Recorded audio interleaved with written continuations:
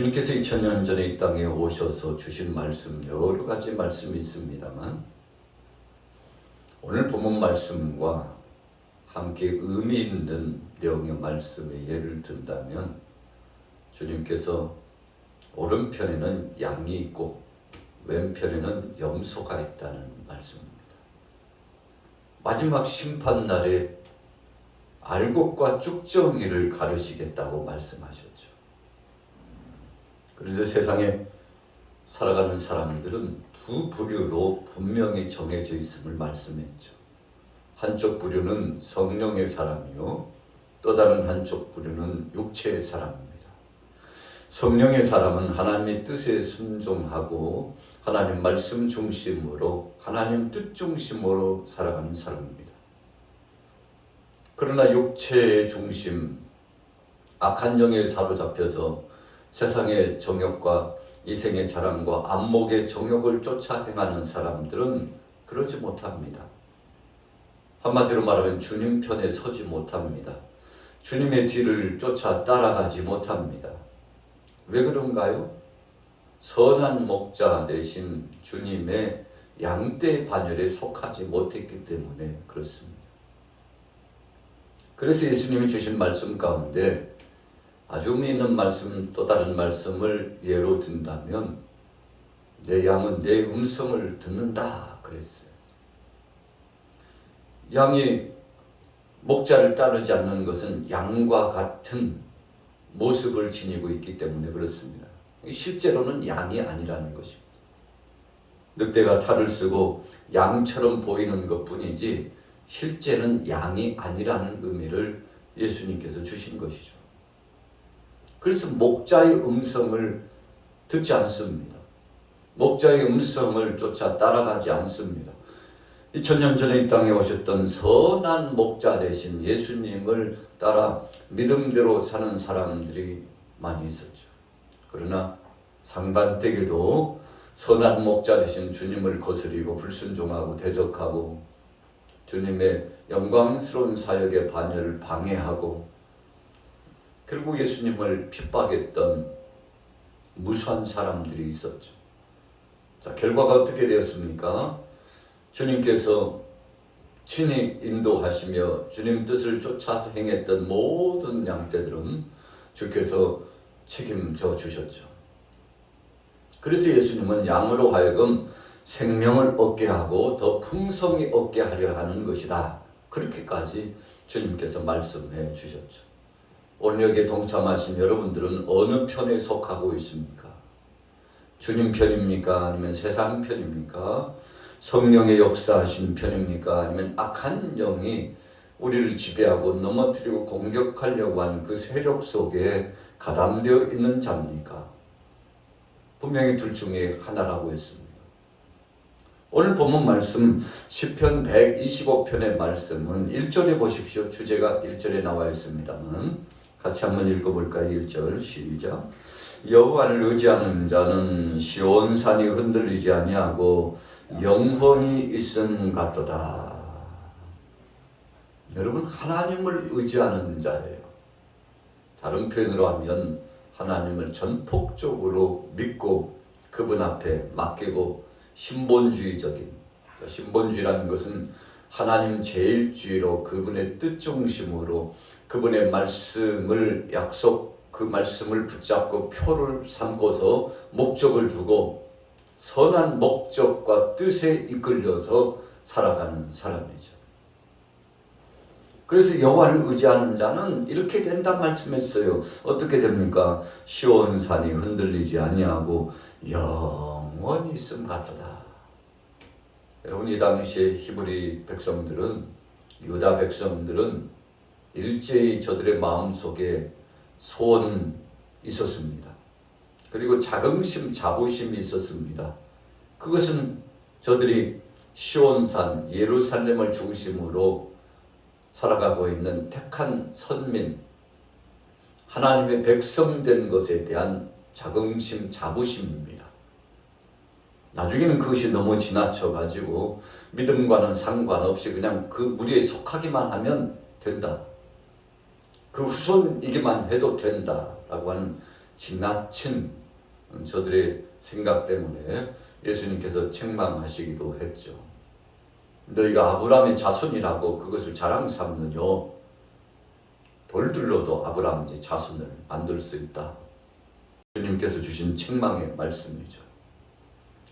아브라함 자손이라고 하는 것이 중요한 것이 아니고 하나님의 뜻대로 아브라함 자손처럼 믿음대로 사는 것이 중요한 것임을 말씀해 주시고 있는 거죠.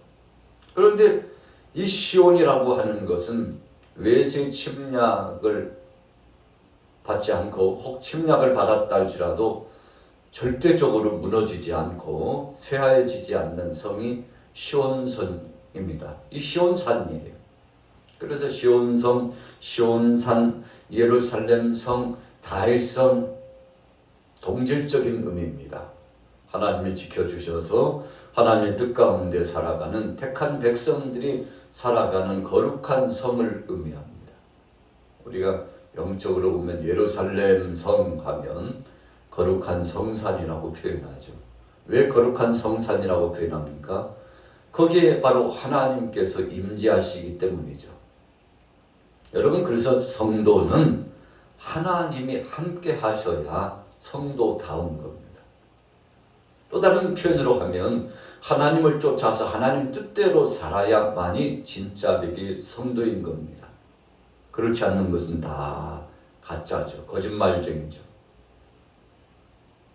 여러분, 양이 아닌 이리떼가 양의 탈을 쓰고 나온 것과 같다는 것입니다. 그래서 오늘 본 말씀에 흔들리지 아니하고 시온산이 흔들리지 아니하고 영원히 있음과 같도다. 절대적으로 흔들리지 않습니다. 왜 그런가요? 하나님이 보호해 주시기 때문이죠. 하나님이 함께 임재해 주시기 때문입니다. 그래서 오늘 여기에 1절에 표현하고 있는 시온산은 하나님을 전폭적으로 의지하였기 때문에 하나님이 책임져 주시는 성산입니다. 은혜의 동산입니다. 여러분, 그래서 저와 여러분들 마음속에 이 심령 속에 성령이 내주하시면 우리는 두려워할 거 없습니다. 어떤 환난과 핍박에도 어떤 상황 속에서든지 하나님이 책임져 주시고 하나님이 지켜주시기 때문에 여러분 안전지대죠.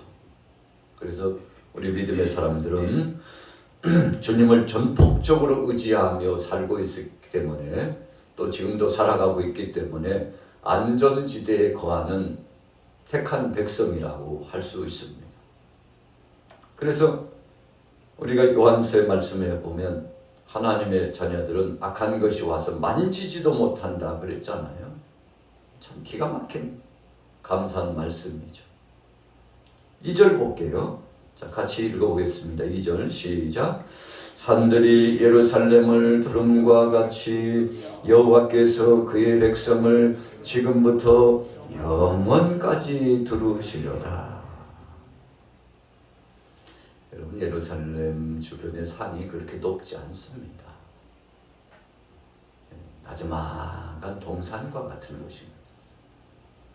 그런데 이렇게 산이 둘러친 것 자체가 마치 병풍을 둘러놓은 것처럼 위로가 되고 바람막이가 되고 그것이 힘이 되고 그것이 하나님의 임재하시는 능력의 상징적인 것이 되고 그렇습니다. 산이 둘러싸여서 보호함을 받는 것과 같이 하나님이 그렇게 택한 백성들을 보호해 주신다는 겁니다. 그러니까 오늘 125편의 말씀은 위로의 말씀입니다. 하나님의 손길이 함께하고 계셔 주님이 동행해 주고 계셔 우리 주님께서 당신과 나와 지금 함께 동반하고 계셔서 하나님께서 다 알아서 해주시고 계시니 얼마나 감사하냐고 이런 감사 감격의 표현을 정리하고 있는 것이죠. 여러분, 세상에서 가장 불행한 사람이 누굽니까? 하나님이 떠난 사람이에요. 사울이 성령 떠나니까 비참하게 되었죠.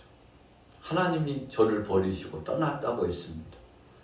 다윗이 사무엘 선지자를 통해서 기름 부음을 받는데 그 순간부터 성령이 충만히 다윗에게 임했다고 했습니다. 여러분, 그래서 저나 여러분들이나 성령 충만한 자가 되어야 합니다. 하나님이 보장해 주시고 책임져 주시는 거죠. 자, 3절 보십시오. 3절 같이 읽습니다. 시작. 악인의 귀가 의인들의 땅에서는 그 권세를 누리지 못하리니 이는 의인들로 하여금 죄악의 손을 대지 아니하게 함이로다.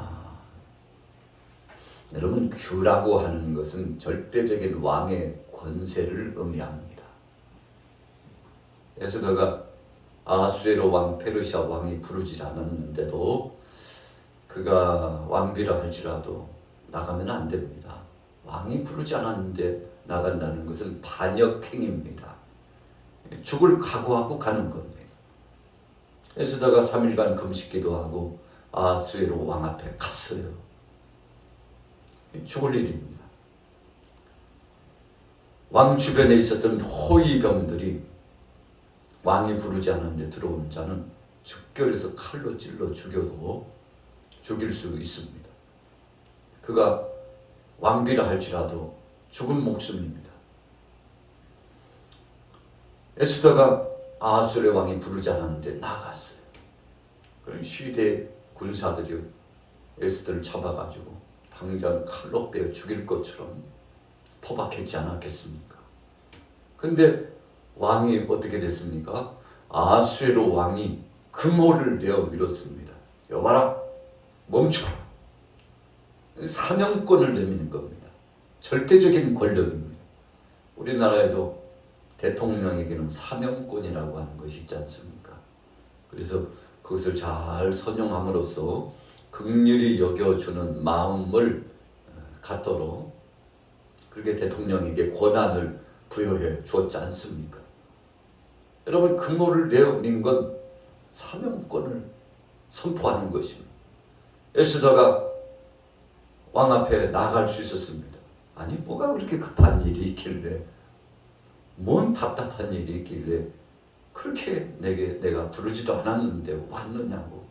여러분, 아수에로 왕이 에스더를 사랑스러워했죠. 그를 기뻐했습니다. 그를 측은히 여겼습니다. 여러분, 그래서 사랑의 관계가 되면 최고죠. 하나님이 저와 여러분들을 사랑한다면 그것만큼 복된 것이 없지 않습니까? 여러분, 하나님께서 우리를 사랑하시기 때문에 오늘 악인의 귀가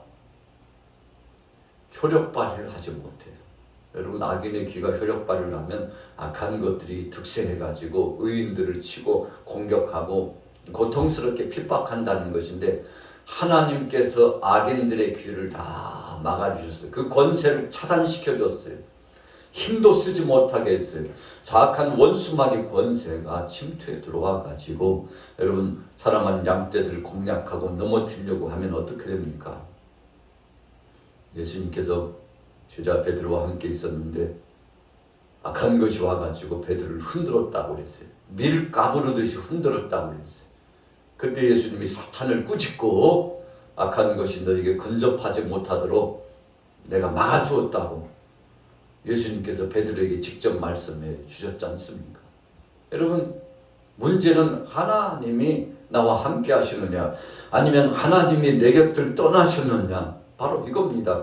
그런데 오늘 본문 말씀에 보니까 하나님께서 의인의 편에 서가지고 하나님이 도와주시는데 참 얼마나 신바람 났을까요?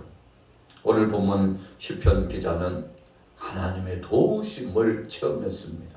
오늘 저와 여러분들도 오늘 하루 우리 일상을 살아가면서 6월 29일 오늘 하루 동안 주님의 은혜와 능력을 경험하는 하루가 되시길 바랍니다. 참 신바람 나는 거죠. 얼마나 감격스러울까요? 그분이 일거수일투족을 책임져 주시고 시마다 때마다 범사에 함께 해주셔서 형통의 복을 주시고 치유와 회복을 주시고 강건케 하셔. 그래가지고 신바람이 나가지고 신이 나서요. 춤을 추고 발걸음도 가볍고 만나는 사람들마다 자신의 체험과 이 소원을 경험을 토로할 줄 아는, 여러분 정말 기분 좋은 그 날들이 이어지는 것인데, 오늘 여러분들 가정 가운데 범사 이런 일이 좀 많아졌으면 좋겠습니다. 자, 4절 같이 읽어볼게요. 4절입니다. 시작.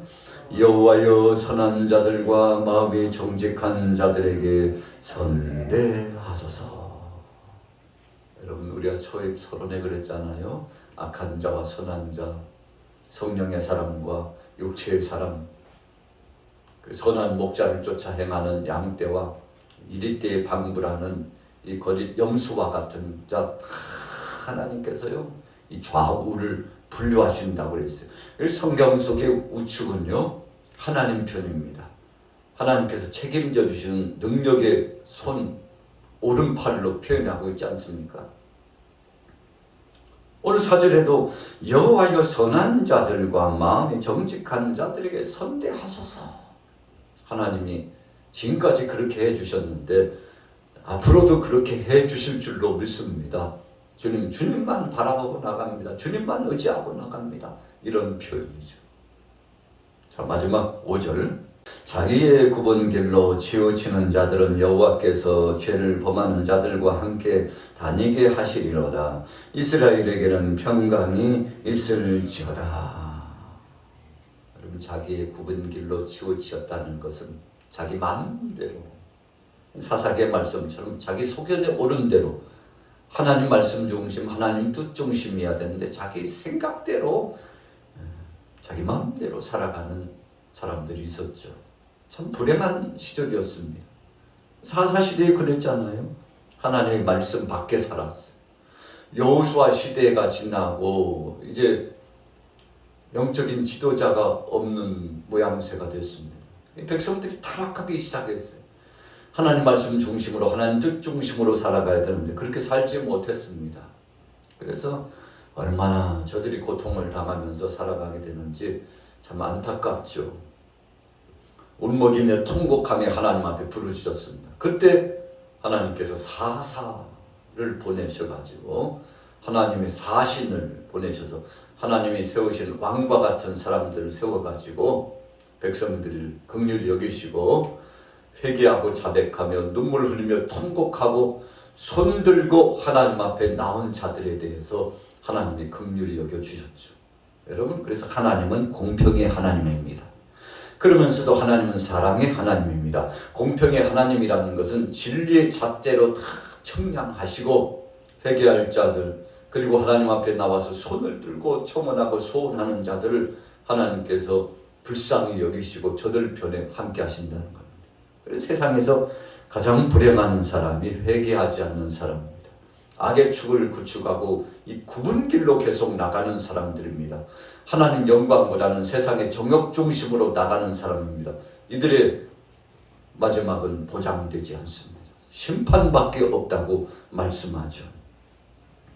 그래서 5절에 자기의 굽은 길로 치우치는 자들은 여호와께서 죄를 범하는 자들과 함께 다니게 한다. 여러분, 죄를 범하며 다니게 하는 자들, 그들이 누굽니까? 심판받아 영원한 지옥불로 떨어지게 될 사람들이죠. 여러분, 그들이 갈 곳은 정해져 있어요. 사악한 원수마귀 권세가 저희 때가 얼마 남지 않은 것을 생각하고 호시탐탐 삼킬 자 없나? 베드로가 영적으로 깨어서 보니까 우는 사자처럼 삼킬 자를 찾고 있다. 참 놀라운 것이죠. 오늘 여러분들은 정말 정신을 차리고 깨어 있습니까? 믿음으로 살아가고 있습니까? 하나님 편에 서 있습니까? 성령 안에 사모함을 갖고 있습니까? 곧 하나님의 심판이 임한다는 사실을 기억하고 말세치 말에 주님이 곧 임하실 이때에 정말 주님 뜻 가운데 살기를 소원하고 몸부림치면서 주님 편에 서 있습니까? 그렇다면 주님이 책임져 주실 겁니다. 자, 5절 후미에 뭐라고 말씀했습니까? 이스라엘에게는 평강이 있을지어다. 악한 자들, 포악한 자들, 자기의 굽은 길로 가는 자들, 죄를 범하며 가는 자들은 다 정해진 길로 가는 겁니다. 그 종말이 예고되어 있었어요. 심판을 향하여 가는 겁니다. 지옥불로 향하여 가는 겁니다. 음부의 권세로 향하여 가고 같이 심판을 받게 되는 것이죠. 여러분, 그러나 의인, 믿음의 사람, 하나님 뜻대로 살아가는 사람, 어떤 상황 속에 있든지 굽히지 않고 진리를 붙잡고 나가는 백성들은 하나님께서 어떻게 해주신다고요? 평강의 복으로 함께 하신다. 우리 시편 1편에도 동일한 말씀을 주고 계시지 않습니까? 복 있는 사람은 악인의 길을 따르지 않고 오만한 자의 자리에 앉지 않고 오직 여호와의 율법을 주야로 묵상하는 자로다. 하나님 뜻중심으로 나가니까요, 하나님이 책임져 주세요. 여러분, 우리의 일상의 주변을 보세요. 악의 축을 구취하고 자기 뜻중심으로 나가는 세대와 그 모든 족속과 그 사람들이 어떻게 되고 있나요? 역사 일의 모든 교훈적인 역사는 분명히 말합니다. 하나님의 심판이 있다고 말합니다. 그럼에도 불구하고 끝까지 믿음을 가지고서 견고한 신앙의 체계로 나가는 사람은 하나님의 상을 주시고 보장해 주시고 복을 더해 주시고 마음의 평화를 주셔서 정말 기쁨의 축제로 살아가게 하신다고 했죠. 오늘 시편 125편의 말씀은 의인들은 하나님이 책임지신다, 그런 결론인데, 여러분들이 오늘 하루도 정말 힘내시고 믿음 안에서 승리하시고, 이제 6월이 오늘 내일 이틀밖에 남지 않았잖아요. 또 오늘은 또 비가 많이 온다고 합니다만 그럼에도 불구하고 하나님이 다 지키시며 보호하실 겁니다. 어떤 상황 속에서든지 흔들리지 않고 믿음으로 승리하시기를 예수님의 이름으로 축원합니다.